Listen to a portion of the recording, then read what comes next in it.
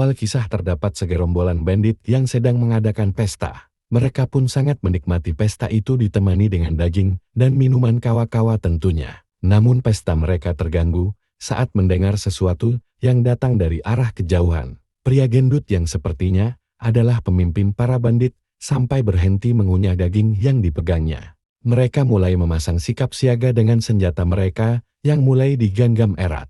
Dan dari kejauhan mulai terlihat seseorang yang mulai berjalan menuju ke arah mereka. Mereka pun mendengar suara yang aneh, serta pria gendut memiliki firasat yang buruk akan terjadi. Kemudian diperlihatkan seseorang yang berjalan dengan menarik salah satu kakinya yang lumpur. Dia terus berjalan seperti itu sampai dia berada di depan pasukan bandit. Pria gendut sangat heran dengan pria itu yang berjalan dengan kaki yang lumpur. Dan kini seseorang sudah berdiri dengan gagah ditemani dengan kuda di sampingnya. Lelaki itu dengan tenang mulai membuka penutup kepalanya. Dia pun berdiri tepat di depan pemimpin bandit yang tubuhnya 3 kali lipat lebih besar dibandingkan dirinya. Pemimpin bandit mencoba menggertak dengan mengatakan, "Bajingan lumpuh, kau menghalangi jalanku sekarang." Merespon perkataan itu, dia menguatkan kepalan tangannya yang langsung membuat perban yang membalut lengannya langsung hancur. Lalu dia mulai mengangkat kakinya yang lumpur untuk bersiap dengan kuda-kuda bertarung. Pria itu mulai melesat maju tanpa rasa takut melawan pemimpin bandit. Merespon keparat di depannya, pemimpin bandit mencoba melesatkan pukulan dengan kepalan tangan yang lebih besar dari tubuh musuh di depannya. Tapi pria itu juga tidak tinggal diam. Dia mengumpulkan ki di kepalanya dan bersiap menghabisi musuh di hadapannya. Dan dengan wajah serius dia mulai melepaskan tinjuan ke arah pemimpin bandit. Terlihat tinjuan pemimpin bandit dapat dihindari oleh pria itu. Tapi tidak dengan tinjuan pria itu yang tidak bisa dihindari oleh pemimpin bandit. Tinjuan itu pun mendarat mulus di perut si pemimpin. Dan seketika langsung menembus tubuhnya, serta menghancurkan tubuh si pemimpin secara tragis. Dan begitulah kira-kira sedikit sinopsis manhwa kita kali ini, serta kita ketahui nama pria ini adalah Damho, yang akan menjadi MC kita pada manhwa Fist Demon of Manhwa kali ini. Semua kisah itu berawal dari peperangan antara sekte iblis melawan sekte Jungwon, yang tidak diketahui apa pemicu dari peperangan itu. Kemudian para seniman bela diri bersatu untuk mengalahkan sekte iblis. Di akhir konflik yang telah berlangsung selama 3 tahun itu, akhirnya sekte Jungwon berhasil memusnahkan sekte iblis dan memenangkan pertempuran. Tapi kerugian yang diderita oleh sekte Jungwon tidaklah sedikit. Shin lalu memperlihatkan para Tao di Gunung Hua yang sedang melakukan perjalanan. Mereka pun berhenti tak kala melihat ke arah sebuah desa. Mereka pun dibuat terkejut saat melihat kondisi desa itu, di mana semua rumah penduduk sudah hancur serta sedang dilahap oleh si jago merah. Mereka yang tidak sanggup melihat mayat penduduk yang mati dalam kondisi yang mengenaskan. Mereka pun menduga kalau kejadian mengerikan ini disebabkan oleh serbuan para bandit. Dan saat mereka sedang berbicara satu sama lain, seorang pria bernama Hwa Hyun-soo mendengar suara rintihan dari suatu tempat. Dia pun mencoba untuk mencari dari mana asal suara itu, dan mencoba untuk menyingkirkan salah satu mayat yang berada di sana. Benar saja seperti yang dia duga, ada seorang bocah yang berhasil selamat dari tragedi mengerikan itu. Bocah itu adalah Damo kecil yang masih bernafas, namun kondisinya sudah mendekati sekarat. Mereka pun sangat heran bagaimana bisa anak ini bertahan hidup di tempat mengerikan seperti ini. Hwa Hyun-soo dengan rasa iba mengangkat tubuh Damho. Tiba-tiba saja Damho terbatuk dan mengeluarkan sesuatu dari dalam mulutnya. Sesuatu yang dimuntahkan anak itu merupakan daging dari manusia. Salah satu Tao menduga kalau yang melakukan ini pada mayat di atasnya adalah Damho. Damho pun mulai membuka matanya. Tapi itu hanya sesaat, dan hanya melihat mayat di depannya kemudian dia pingsan lagi. Lalu time skip ke 5 tahun kemudian di sebuah pegunungan yang terlihat seperti pedang yang menancap. Pegunungan itu bernama Yeonhwabong, di mana sekte Gunung Hua menempati pegunungan ini. Kemudian Shin memperlihatkan seorang bocah yang berjalan menaiki tangga setinggi 100 kaki. Bocah itu menaiki tangga dengan menyeret salah satu kakinya. Ternyata itu adalah Damho yang terus melatih kekuatan fisik miliknya walau dengan keterbatasan salah satu kaki yang lumpur. Dia sampai harus mengangkat kakinya menaiki satu persatu tangga dengan kaki yang sudah memar pula. Damho berkata, "Aku hampir sampai, jika hanya segini bukan apa-apa bagiku." Dia mengatakan itu dengan tubuh yang sudah bergetar kelelahan. dan dia terus berusaha untuk menyemangati dirinya sendiri. Lalu terlihat seseorang yang mengawasi Damho dari puncak tebing. Aku bahkan tidak bisa menghancurkan keinginan anak itu. Ternyata dia adalah Hyungsu yang kini telah menjadi tetua Gunung Hua sekaligus sebagai master dari Damho. 5 tahun lalu adalah saat pertama kali aku bertemu dengan Damho dan sejak kondisinya membaik Damho mulai mendaki Gunung Hua tanpa gagal. Ketika Damho pertama kali mengatakan bahwa dia ingin mendaki Gunung Hua, semua orang berkata kalau dia sudah gila. Tempat yang bahkan dikatakan sulit bagi seniman bela diri untuk mendaki tangga setinggi 100 kaki. Dengan kaki cacat mendaki gunung hampir tidak mungkin. Bahkan orang dengan kaki normal pun kesulitan mendaki Gunung Hua. Damho menyeret kakinya yang lemas ke atas Gunung Hua di tengah musim dingin. Dan dia jatuh sakit sampai tidak bisa bergerak selama beberapa hari. Namun setelah mentalitasnya pulih, dia langsung kembali mendaki. Ini adalah tahun kelima dia mendaki Gunung Hua. Satu-satunya keuntungan adalah selama 5 tahun itu, dia mendaki dan menuruni gunung. Dia mendapatkan beberapa otot. Setel sampai di puncak, Damho ditanyakan oleh masternya, apakah kamu kembali dari dasar gunung lagi? Damho hanya menunduk dan meminta maaf. Setelah itu masternya hanya meminta Damho untuk duduk dan jangan bergerak. Masternya lalu memijat kaki Damho dengan penuh kelembutan layaknya pada anak sendiri. Dalam seni bela diri Gunung Hua, gerak kaki lebih penting dari apapun. Jika kamu menjadi murid di gunung utama dan menerima cobaan, Anda disuruh belajar Gugumbo. Gugumbo adalah bentuk gerak kaki yang sangat keras yang bahkan para murid berbakat pun kesulitan belajar. Tidak peduli Damho naik dan turun Gunung Hua serta membangun otot, tidak mungkin belajar Gugumbo dengan kaki seperti ini. Kemudian masternya berkata pada Damho, dikatakan bahwa satu-satunya hal yang dibutuhkan pria adalah hati yang keras. Jika hatimu mengeras, sisanya akan diurus oleh takdir. Tapi dengan wajah serius Damho membahas perkataan masternya. Tapi saya tidak percaya dengan takdir. Kemudian Shin berpindah ke Gunung Hua, di mana para murid sedang berlatih seni bela diri Bohogun. Pelatih mereka berteriak, jangan berani-berani kehilangan fokus pada tubuhmu. Bohogun seharusnya meniru harimau yang melompat keluar tiba-tiba setelah berbaring. Kalian harus menggunakan semua otot di tubuh kalian. Tinju kalian harus mentransfer kekuatan dalam jumlah besar. Namun saat mereka berlatih, ada seseorang yang datang. Itu merupakan Damho yang membuat pelatihan berhenti sejenak. Pelatih pun menanyakan maksud kedatangan Damho. Damho hanya bermaksud untuk pergi ke Istana Yongbo. Istana Yongbo merupakan tempat di mana Gunung Hua menyimpan buku seni bela diri. Senior dari Damho itu mengetahui kalau dia pasti sudah bekerja keras dengan kondisinya yang seperti itu. Dia pun memberikan sedikit semangat dengan mengatakan, jika kamu terus bekerja keras seperti itu, kamu suatu hari nanti akan dapat mengatasi batasmu. Namun Damho hanya menunduk dan akan pergi sekarang. Namun dalam hati senior, dia sangat prihatin dengan tubuh Damho. Kedatangan Damho tentu menjadi bahan perbincangan di para murid. Apa pria lumpuh itu adalah murid pertama? Bisakah bajingan seperti dia melakukan seni bela diri dengan benar? Damho hanya terdiam mendengar perkataan para murid-murid. Pelatih pun berteriak dan menyuruh mereka untuk kembali ke posisi latihan. Sementara di sisi Damho dia bergumam, Gunung Hua menandakan bahwa setiap orang di dalamnya adalah satu. Aku satu-satunya di tempat ini yang menyadari bahwa itu hanya omong kosong. Setelahnya dia memegang kepalanya dan mengatakan, pikiran macam apa yang aku miliki saat ini. Akhirnya, Damho sampai di Istana Yongbo. Dia disambut oleh penjaga di sana. Damho, aku harus mengakui keuletanmu, silakan masuk. Lalu orang itu memberitahu penjaga lainnya untuk membiarkan Damho masuk. Damho pun mulai memasuki Istana Yongbo. Terlihat Damho yang sudah di dalam, dia membaca dan memilih beberapa buku seni bela diri. Teknik Agung Gunung Hua tidak cocok untuk kaki jelek ini. Jukyopso adalah buku dasar dari semua seni bela diri Gunung Hua. Dikatakan bahwa ada seorang talis yang mampu membelah batu besar menjadi dua hanya dengan menggunakan Jukyopso. Namun sekarang dianggap sebagai seni bela diri pengantar. Tetapi aku telah mempraktekkan gerakan sederhana ini selama bertahun-tahun. Damho lalu memperagakan beberapa gerakan.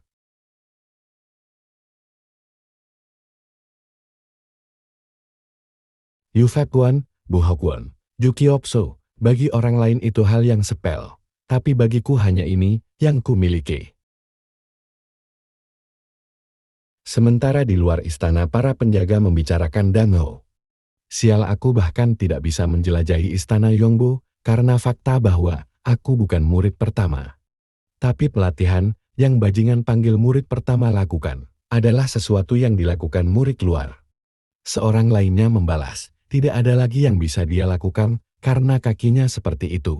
Itulah mengapa aku mengatakan ini. Dia harus menyadari batasannya lebih cepat. Setelah membaca beberapa buku, Damho bergegas untuk kembali ke tempat masternya. Di tengah perjalanan, dia bertemu dengan beberapa seniornya, yang wanita bernama Han Soyu, serta pria berambut panjang bernama Mokyung, dan satu lagi bernama Ungyung. Mokyung berkata, "Apa kamu telah kembali dari istana Yongbo hari ini juga? Kamu bekerja keras, Damho." Damho membalas, "Sudah lama tidak bertemu senior." Damho pun menundukkan badannya di depan seniornya, serta saling bertanya kabar mereka. "Aku harus pergi dan berkunjung sesekali. Tetapi sepertinya aku tidak punya waktu untuk melakukannya." Sambil menunduk, Damho menjawab, "Master akan mengerti alasan Anda, senior." Lalu Unjung bertanya, "Apa kakimu baik-baik saja?" "Itu sama seperti biasanya," jawab dari Damho. Sambil mendekat ke arah Damho, Unjung berkata, "Dan kamu masih berlatih seni bela diri. Bagaimana kalau kamu belajar Konfusianisme seperti mastermu saja?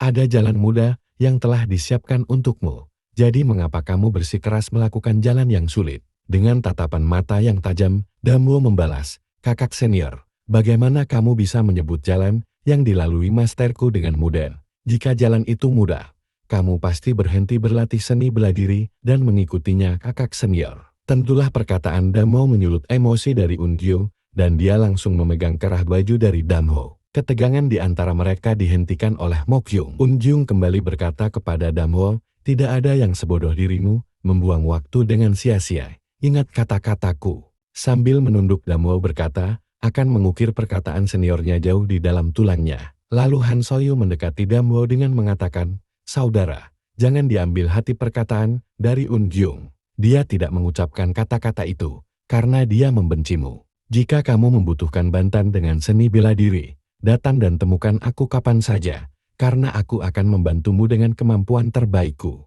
Lalu Damho membungkuk dan mengatakan ia harus segera kembali. Akhirnya mereka pun berpisah di tempat itu. Setelah kepergian Damho, Mokyung berkata, "Unjung, setiap kali kamu berbicara rasa hormatnya kepada kita turun. Bahkan jika kamu tidak menggertaknya, menurut kamu seberapa besar rasa sakit yang dia rasakan di hatinya karena dia cacat?" Unjung lalu membalas, apa yang dia butuhkan bukanlah jaminan dan dorongan, melainkan nasihat dingin dan realistis. Sejujurnya, seberapa besar kemungkinan Damho itu bisa berhasil belajar seni bela diri? Seorang seniman bela diri yang tidak dapat mempelajari gerakan kaki dengan baik, tidak dapat melakukan setengah dari segalanya. Ternyata kejadian itu dilihat oleh masternya, Damho. Masternya pun tertawa sambil berkata, "Keinginannya terbangun dari batu. Pada suatu titik aku ingin kamu mengikuti jejakku dan menjadi seorang tahu ilmiah. Tapi sepertinya sekarang aku harus meninggalkan visi itu." Kemudian di tempat tinggal Damho, terlihat Damho dan masternya sedang makan. Masternya berkata, "Aku hidup dalam kemewahan berkatmu." Daim Hao membalas, "Tidak, master, ini adalah suatu kewajiban yang harus saya lakukan sebagai seorang murid. Jika bukan, karena Anda saya tidak akan berada di sini." Masternya pun mengingat pada saat 5 tahun lalu. Jika dia tidak menemukan Damho, mungkin saja dia sekarang sudah tidak berada di sini.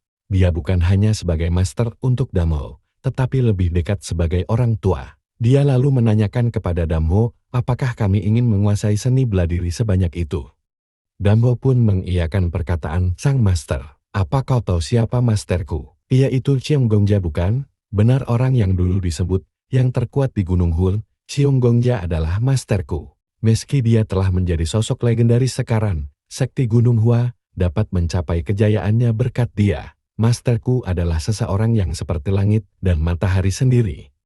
Di sisi lain aku adalah orang yang tidak berbakat. Seseorang sepertiku adalah murid yang tidak jenius." Tentu saja ada banyak perbincangan tentang itu di dalam sekti Gunung Hua juga. "Apakah kamu penasaran kenapa masterku memilihku, bukan orang yang berbakat?" Tentu Damho ingin mengetahui alasannya. Dia mengungkapkan bahwa masterku berkata, "Apa yang dibutuhkan Gunung Hua bukanlah seorang yang kuat dalam seni bela diri, tetapi seseorang dengan hati yang kuat.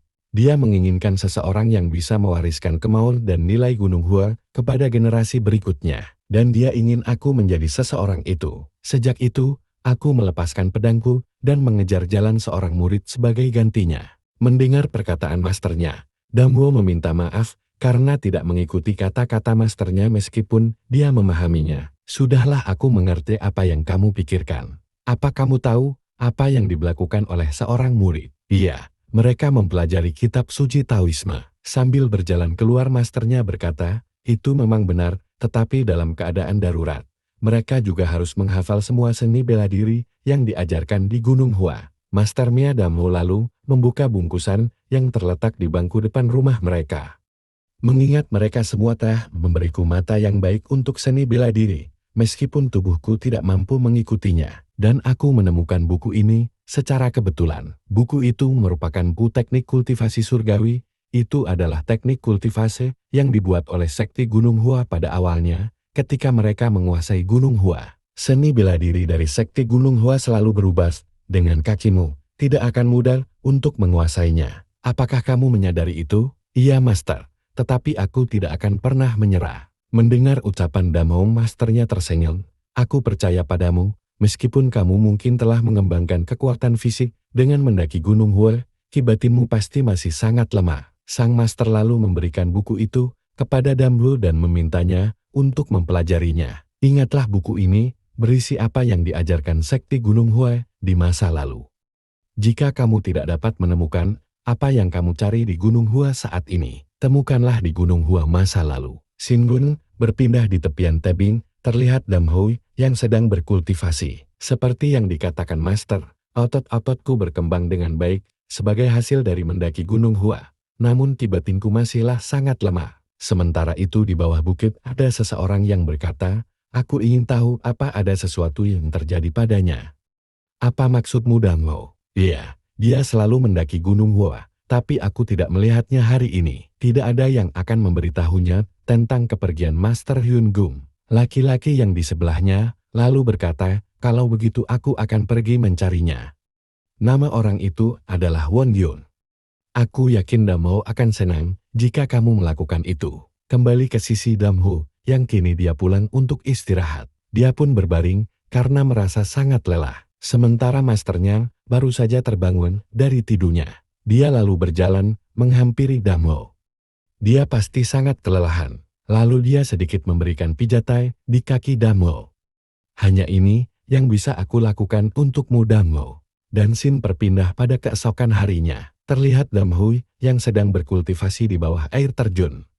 Tubuhku selalu terasa segar meski seharian sebelumnya terasa sakit. Master pasti telah melonggarkan pembuluh darah kiku lagi. Lalu Damho didatangi seseorang yang berkata, sepertinya kamu bersenang-senang. Ternyata itu Won Yul. Damho pun menanyakan maksud kedatangannya. Lama tidak bertemu, Damho. Sambil melihat ke arah kaki Damho, Won Yul bergumam, sial, kaki pincang ini seniorku. Aku tidak akan pernah menerimanya. Dia hanya murid kelas 1, karena dia beruntung. Semua memanggilmu hewan kaki 4 yang goyah di sekte Gunung Hua. Seekor hewan menjijikan yang tidak bisa lari. Sambil membuang mukanya, Won Yul mengatakan, mereka ingin kamu segera kembali ke istana Jinmu. Tapi entah kenapa, saat Won Yul melihat ke arah Damho, semua tubuhnya langsung merinding. Dia bergumam, sial, mata itu sangat mengerikan. Damho pun menduga kalau Master Hyun Gum pasti telah pergi. Baiklah, ayo kita pergi, ucap Damho sambil mengajak Won Yul. Setelah perginya Damho, Won Yul bergumam, sialan, apa pikiranku saja yang mempermainkanku. Tapi dia dibuat terkejut saat Damho sudah berjalan cukup jauh darinya. Apa yang terjadi dengan sialan itu? Kenapa dia berjalan begitu cepat? Dia berjalan dengan pingkan, tapi aku tidak bisa mengikutinya. Dia adalah murid kelas 1, dia pasti telah mempelajari beberapa teknik gerakan khusus. Shin pun beralih ke istana Jinmo, di mana Damho dan Won Yul sudah berada di depan pintu masuk istana. Mereka pun diperbolehkan masuk oleh penjaga di sana. Di saat Damho masuk, dia langsung menjadi pusat perhatian orang-orang yang lebih dulu sampai. Apa yang sedang terjadi? Dia tidak pantas di sini. Kenapa dia datang? Pasti dia juga menginginkan teknik Master Hyung. Terlihat dua orang yang melirik sinis ke arah Damho.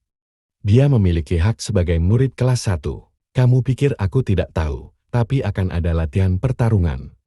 Apakah dia benar-benar berencana berpartisipasi dengan kakinya yang lemas? Dam Ho pun disambut oleh senior-senior sebelumnya. Han Soyu meminta Dam Ho untuk tidak memikirkan perkataan orang-orang di sekitarnya. Sambil menunduk, Dam Ho berkata, agar seniornya tidak usah khawatir dengan hal itu. Kemudian penjaga meminta semuanya untuk diam, karena mereka akan segera bertemu dengan Master Hyung. Semua murid-murid pun serentak berteriak.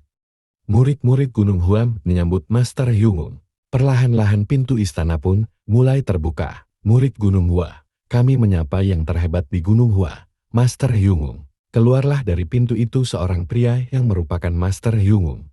Hyung lalu berkata, senang melihat kalian semua. Alasan kalian semua berkumpul di sini adalah atas perintah dari pemimpin sekte. Pemimpin sekte ingin aku melatih kalian.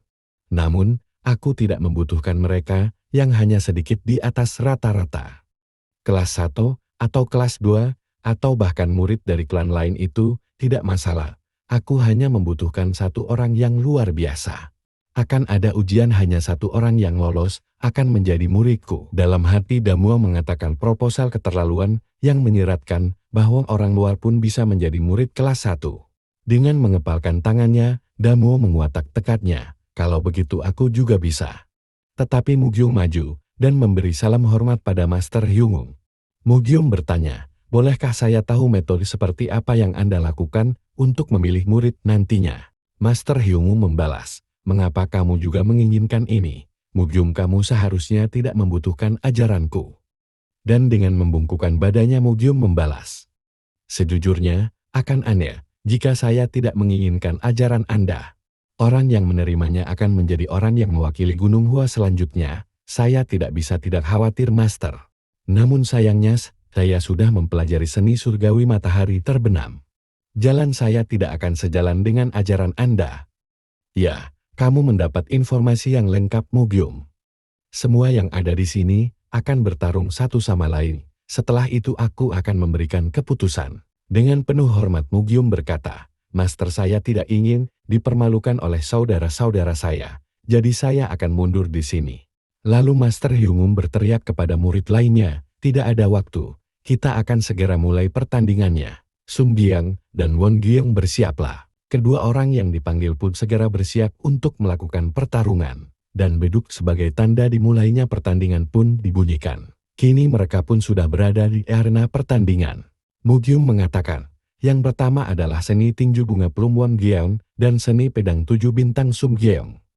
Han Soyu lalu membalas, teknik Sum Giang bagus. Mari kita lihat apa yang akan dilakukan saudara Won Giang. Won Giang, aku akan menerima ajaran Master Hyung. Hei Sum Giang, apa menurutmu aku akan menyerah begitu saja? Baiklah, kalau begitu biarkan pertempuran yang akan berbicara. Dalam hati Won Giang berkata, seni pedang 7 bintang itu cepat. Aku harus segera melakukan sesuatu. Sum Giang lalu melompat diiringi dengan sebuah tebasan. Won Giang, jangan membenciku karena ini. Tebasan beruntun serta sangat cepat dilakukan oleh Sum Giang. Tapi tebasannya masih mampu dihindari oleh Won Giang. Tidak tinggal diam, Won Giang kini maju dengan tinjuannya. Tapi serangan Won Giang berhasil terkonter oleh tebasan milik Sum Giang. Melihat celah dari serangan Sum Giang, tentulah mendapati serangan yang mengarah padanya, Sum Giang cukup terkejut. Dengan susah payah, dia menghindari pukulan dari Won Giang. Siang, apa Won Giang selalu secepat ini? Sum Giang mencoba menebaskan pedang kayunya kembali. Tapi serangan itu berhasil dilihat oleh Won Giang. Aku tidak bisa membiarkan Sum Giang menambah jarak. Seni pukulan bunga plum Kuungun dari jarak dekat. Tebasan bertubi-tubi terus dilakukan oleh Sum Giang serta Sum Giang meminta agar Won Giang mundur. Apa mundur katamu? Won Giang kembali berhasil menghindari tebasan yang cukup kuat dari Sum Giang. Tebasan itu sampai menghancurkan dinding di belakang Won Giang. Para murid lain sampai terpana dengan pertarungan mereka berdua. Tapi di sisi Damuo memperhatikan pertarungan. Yang satu ingin menjaga jarak sedangkan yang satunya ingin memperpendek jarak. Aku perlu memperhatikan setiap gerakan dengan hati-hati. Aku selalu berlatih sendiri, jadi aku jarang mendapatkan kesempatan seperti ini. Hoi Won Giang, aku akan bertarung serius kali ini. Mereka berdua pun kini kembali melesat maju. dan tebasan jarak jauh dengan diiringi energi spiritual menerjang tubuh dari Won Gyeong. Sum Gyeong kini mengeluarkan tekniknya. Seni pedang 7 bintang. Tusukan diiringi energi serta bayangan 7 pedang pun melesat ke arah Won Gyeong. Tapi Won Gyeong juga tidak ingin cuma bertahan, dia mengumpulkan energi di kepalan tangannya. Seni tinju bunga plum. Won Gyeong mencoba membalas serangan dengan serangan, dan telapak tangan di selimut energi pun berbenturan dengan teknik pedang milik Sum Gyeong. Sampai akhirnya kecepatan pukulan Won Gyeong mengalahkan kecepatan pedang milik Sum Gyeong. Serangan itu pun telak mengenai dada Sum Gyeong. Tubuh Sum Gyeong sampai terlempar jauh ke belakang. Kemenangan pun akhirnya didapatkan oleh Won Gyeong. Sum Gyeong bangun dengan tubuh yang masih meringis kesakitan. Luar biasa, pertarungan ini membuat jantungku terpompa. Suatu hari aku akan menantangmu kembali Won Gyeong. Aku mengakui kekalahanku kali ini. Berdirilah, aku hanya beruntung saja, balas dari Won Gyeong sambil mengulurkan tangannya. Melihat itu Damho berujar, itu hanya satu pertandingan. Tapi itu menginspirasi banyak orang di sini. Suasana telah berubah. Aku belum pernah merasakan ini sebelumnya di Gunung Huat. Apakah ini yang diinginkan Master? Tapi dari belakang terlihat Master Hyungwoo yang melihat ke arah Damho. Damho yang menyadari dirinya sedang diawasi dia pun menoleh.